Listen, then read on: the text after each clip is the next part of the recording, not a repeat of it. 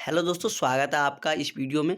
जैसे कि आप सबको पता है कि इतिहास हम लोग अभी पढ़ रहे हैं, जो कि सामाजिक विज्ञान का एक महत्वपूर्ण स्कोरिंग कह सकते हैं विषय है। सामाजिक विज्ञान का इतिहास में बहुत ज़्यादा क्वेश्चन पूछे जाते हैं और उसमें हमने फर्स्ट अध्याय कवर कर चुके हैं, यूरोप में राष्ट्रवाद, और सेकेंड अध्याय का हमने पहला क्वेश्चन भी देख चुके थे इससे पिछले वाले वीडियो में कि खूनी रविवार क्या है, और हमने आपको समाजवाद एवं साम्यवाद भी अच्छे तरीके से समझा दिए थे। यदि आप नहीं देखे हैं तो ज़रूर देख लीजिए, इस वीडियो के डिस्क्रिप्शन में भी हम उसका लिंक डाल देंगे। आज हम देखने वाले हैं बोल्शेविक क्रांति और एक और क्वेश्चन देखेंगे।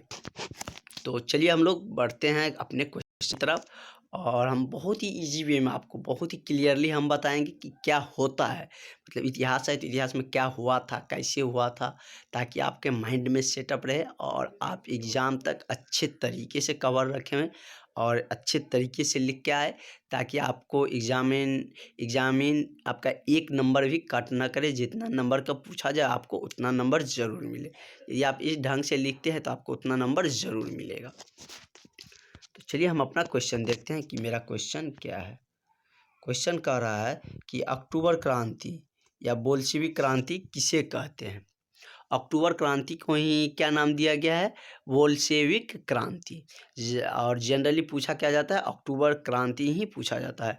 इससे पहले वाले वीडियो में हमने बताए थे कि रूस ने जब जापान से हार गया था तो वहाँ पर क्या हुई थी, क्रांति हो गई थी। और वह कब हुआ था, 22 जनवरी 1905 ईस्वी में। तो वो क्या था, एक जार निकोलस द्वितीय के समय में क्रांति हुई थी। लेकिन ये अक्टूबर क्रांति एक मतलब बहुत ही चेंजिंग लाने वाला था रूस में। तो इसलिए इस क्रांति को बहुत ज़्यादा प्रचलन है, बहुत ज़्यादा इसे जाना जाता है। और ये अक्टूबर माह में यह क्रांति शुरू हुआ था, तो इसलिए इसे अक्टूबर क्रांति भी कहा जाता है। और बोल्शेविक के विरोध में था तो इसे बोल्शेविक क्रांति भी कहे जाते हैं। मतलब बोल्शेविक के जो भी कार्यकर्ता थे इनमें इन्वॉल्व थे, तो इसे बोल्शेविक क्रांति भी कहा जाता है। तो चलिए देखते हैं क्या कह रहा है।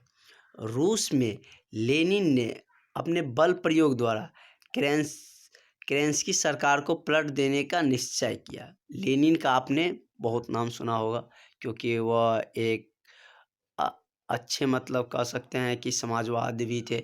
उसका बहुत ज़्यादा हम लोगों को फिलॉसफी भी देखने को मिलते हैं। तो वहाँ की जनता का भी उसने पूरा विश्वास जीत लिया था। और लेनिन ने अपने बल प्रयोग से, क्योंकि उसे जनता का जब समर्थन मिल गया तो वो कुछ भी कर सकता है, तो अपने बल प्रयोग के द्वारा केरेंस्की सरकार को पलट देने का निश्चय किया। मतलब उसको सत्ता से हटाने का निश्चय किया। लेनिन को जनता तथा सेना दोनों का साथ दिया। लेनिन को जनता का भी समर्थन था और सेना का भी समर्थन था।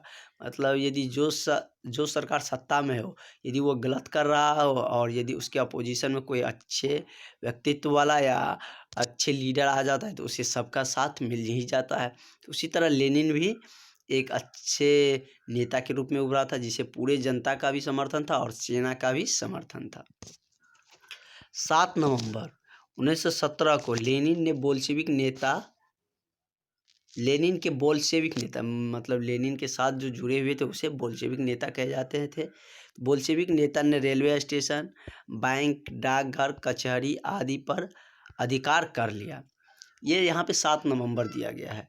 आप पूछिएगा सर अक्टूबर क्रांति कैसे कर रहे हैं, मतलब अक्टूबर में ही स्टार्ट हुआ था। 7 नवंबर में जाके उसने क्या कर लिया था, सभी जगहों पर अपना कब्जा कर लिया था। बोल्शेविक लेनिन के जो समर्थक थे उसे बोल्शेविक कहा जाता था। जैसे कि सुभाष चंद्र बोस की हम बात करें तो उसने देश को आज़ादी के लिए एक फ़ोर्स का गठन किया था, जिसे हम आज़ाद हिंद फ़ोर्स कहते हैं। तो उसी तरह लेनिन ने भी लेनिन के भी जो समर्थक थे, जो साथ देने वाला थे, उसे बोल्शेविक नेता कहे जाते थे। तो बोल्शेविक के नेताओं ने रेलवे स्टेशन, बैंक, डाकघर, कचहरी, जितने भी सरकारी संस्थाएं थे आदि सभी पर क्या कर लिया, अपना अधिकार कर लिया। केरेंस्की रूस छोड़कर भागे। तो जब केरेंस्की देखा कि अब मेरा यहाँ पे चलने वाला नहीं है और जनता में बहुत ज़्यादा गुस्सा भी है, कुछ भी हो सकता है, तो वह देश छोड़ के ही भाग गया। जैसे कि कह सकते हैं अफ़गानिस्तान का जो सरकार था, जब तालिबान ने उस पर कब्जा किया तो वह अपना देश छोड़कर ही चले गए। इस प्रकार रूस की महान अक्टूबर क्रांति संपन्न हुई। महान नवंबर मतलब नवंबर में जाके उसे मतलब सत्ता मिला और उसी को हम क्या बोलते हैं, अक्टूबर क्रांति। तो इस प्रकार क्या हुई कि वहाँ की जो महान नवंबर या अक्टूबर क्रांति थी वह क्या हुई, संपन्न हो गई। अब शासन के बागडोर किसके हाथों में आ गया था, लेनिन के हाथों में आ गया था। अब लेनिन भी बाद में अपना रंग रूप दिखाने लगता है रूस की जनता को, तो वो हम आपको नेक्स्ट वीडियो में बताएंगे। जब नेक्स्ट क्वेश्चन आएगा तब हम अब बताएंगे कि लेनिन भी कितना क्रूर नेता साबित हुए बाद में जाके, क्योंकि उसे जब जनता ने उसे विश्वास करके उसे सत्ता पर बैठाया, लेकिन बाद में वो भी बहुत ज़्यादा वहाँ की जनता को मतलब प्रताड़ित करने लगे थे। तो ये मतलब अक्टूबर क्रांति या बोल्शेविक क्रांति मेनली यही थे कि रूस में जब केरेंस्की सरकार की ज़्यादा वर्चस्व बढ़ने लगे या ज़्यादा उसका अत्याचार होने लगे, तो लेनिन के साथ लेकर वहाँ पे अक्टूबर में क्रांति शुरू हुई थी। उसी को हम लोग क्या बोलते हैं, अक्टूबर क्रांति बोलते हैं। नेक्स्ट क्वेश्चन मेरा है कि रूसी क्रांति पर प्रकाश डाले थी। ये क्वेश्चन मेरा बहुत लॉन्ग क्वेश्चन है, ये 7 नंबर में पूछा जाता है, तो इसको हम नेक्स्ट वीडियो में कवर करेंगे। छोटा सा क्वेश्चन देख लेते हैं, सब देख इसी का पार्ट है 5 पार्ट। आज हम पूंजीवाद देख लेते हैं कि पूंजीवाद क्या होता है। उसके बाद हम लोग लॉन्ग क्वेश्चन को कल हम लोग देखें। कह रहा है कि पूंजीवाद क्या है, तो चलिए देखते हैं। पूंजीवाद एक ऐसी अर्थव्यवस्था है जिसके तहत उत्पादक के सभी साधनों पर पूंजीपतियों का अधिकार होते हैं। तो इसमें पूंजीवाद एक ऐसा अर्थव्यवस्था होती है, यह मतलब देश को जिन भागों में बांटा जाए तो उनमें से एक पूंजीवाद भी है। तो पूंजीवाद भी क्या है, एक अर्थव्यवस्था है किसी भी देश के लिए, और इसके तहत पूंजीपति क्या होते हैं, उद्योगपति सभी होते हैं। तो उद्योगपति सबका अधिकार किसके, प्रोडक्ट पे ही रहते हैं, या जो भी सामान का उत्पादन करते हैं उसी पर उसका अधिकार होते हैं। तो वही कह रहा है कि पूंजीपति एक ऐसी अर्थव्यवस्था है जिसके तहत उत्पादक के सभी साधनों पर पूंजीपतियों का अधिकार रहता है। वे ही कारखाने लगाते हैं और उत्पादन करते हैं। पूंजीपति के द्वारा ही कारखाने लगाए जाते हैं, क्योंकि मध्यम वर्ग या सर्वहारा वर्ग इस सब के वर्ग के पास उतनी पैसा होती नहीं है कि वह कारखाना लगाएंगे और उत्पादन करेंगे। तो पूंजीपति वर्ग ही क्या करते हैं, कारखाने लगाते हैं और एवं उत्पादन करते हैं। इस अर्थव्यवस्था में पूंजीपति वर्ग ही लाभान्वित होते हैं। और इस अर्थव्यवस्था में क्या होता है कि जब उत्पादन होगा तो ज़्यादातर लाभ तो पूंजीपति वर्ग जिसका है उसी को मिलेगा, पूंजीपति वर्ग को ही मिलेगा। मजदूरों को तो कुछ पैसा देकर ही निपटा दिया जाता है। तो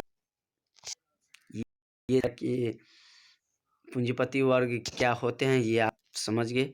तो हम लोग नेक्स्ट वीडियो में भी आपको इसमें हम लोग सर्वहारा वर्ग भी देख लेते हैं। तीनों क्वेश्चन एक साथ हो जाएंगे छोटे छोटे, तो हम बड़े क्वेश्चन को एक बार एक सिंगल वीडियो में कवर कर लेंगे। सर्वहारा वर्ग किसे कहते हैं, मेरा क्वेश्चन क्या है कि सर्वहारा वर्ग किसे कहते हैं। समाज का वैसा वर्ग क्या है कि समाज का वैसा वर्ग जिसमें किसान, मजदूर, फुटपाती, दुकानदार एवं आम गरीब लोग आते हैं। पूंजीपति वर्ग समझ गए। सर्वहारा वर्ग में समाज के सारे निचले तबके के जैसे बहुत सारे लोग, सर्वहारा का मतलब ही हो गया सभी मिला जुला। किसान भी रहेगा, मजदूर भी रहेगा, फुटपाती भी रहेगा, दुकानदार भी रहेगा एवं आम गरीब लोग भी रहेंगे। इनके पास अपना कहने के लिए कोई भी वस्तु नहीं होती है। पूंजीपति वर्ग के पास तो अपना कारखाना, उद्योग, बहुत सारी फैक्ट्री, बहुत सारी चीज़ें होती हैं, लेकिन इनके पास अपना कहने के लिए कोई भी वस्तु नहीं होती है। इन्हें हम क्या बोलते हैं, सर्वहारा वर्ग कहते हैं।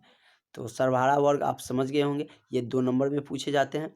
तो आप सर्वहारा वर्ग सिंपल बता सकते हैं, समाज का वैसा वर्ग जिसमें किसान, मजदूर, फुटपाती, दुकानदार, आम गरीब लोग आदि आते हैं, जिनके पास अपना कहने के लिए कुछ भी वस्तु नहीं होते हैं, वही क्या कहलाते हैं, सर्वहारा वर्ग कहलाते हैं।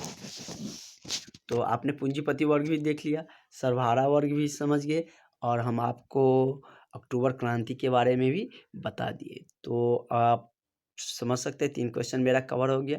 तो हम नेक्स्ट में हम रूसी क्रांति के बारे में जानेंगे, जो कि एक वीडियो में एक क्वेश्चन आएगा, क्योंकि वो बहुत ही लंबा क्वेश्चन है और 7 नंबर में पूछे जाते हैं। और सारे हम वीवीआई क्वेश्चन और एनसीईआरटी का एक भी क्वेश्चन नहीं छोड़ रहे हैं।